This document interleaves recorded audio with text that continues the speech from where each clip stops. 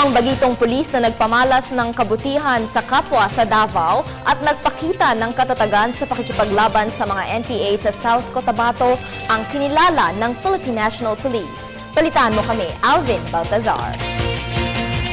Viral ngayon sa social network ang kuwang ito na dito ipinapakita ang pagmamalasakit ng isang pulis Davao sa isang matandang pulubi habang may dinadaing na palang sugat sa kanyang ulo. Kumalat na sa Facebook ang ipinamalas na pagmamalasakit ni PO1 Jess Malyari sa kawawang matanda at sa katunayan, mismong pamunuan ng pulisya ay buong pagmamalaki itong ibinida sa media. Ayon sa pulis na nagsilbing mabuting Samaritano, kahit na sino ay gagawin ang kanyang ginawa lalo na't ang nangangailangan habag-habag na matanda. Reaction naman po yun ng tao. Hindi naman kailangan maging police or maging nurse para gagawin mo yun, di ba? Reaction naman po namin, kahit sino po, gagawin po yun.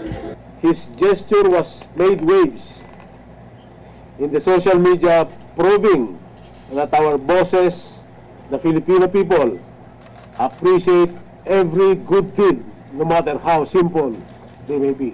Bukod sa naging tampok ang naturang larawan sa iba't ibang pahayagan sa Davao, umabot na sa 16,000 likes, 4,874 na shares at 222 positibong comments ang kuwang ito sa Facebook magmula nang ito'y maipost nitong Marso 23. Sa kabilang dakoy, isa pang PO1 ang mistulang nagbura ng masamang imahe ng kanilang kabarong bagitong pulis sa katawan naman ni PO1 Roel Armesin. Si Armesin ang mag-isang pulis na nakipagsagupa sa may 15 miyembro ng NPA na lumusob sa Police Community Precinct sa South Cotabato na kung saan isa ang napatay nito habang 2 ang nasugatan. Hindi po lahat ng mga nakikita nyo may mga record ng masasamang PO1 ay yun lang ang pulis.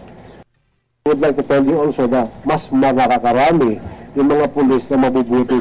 Si Armesin ay pinagkalooban ng 50,000 pisong cash incentive habang 10,000 piso naman ang iginawad kay Malyari. Personal ding binigay ni PNP Chief General Alan Purisima sa 2 magigiting na pulis ang Black Pistol Service firearm ng mga ito at health card bilang pagkilala sa mga mabubuti nilang gawa. Para sa telebisyon ng Bayan, Alvin Baltazar.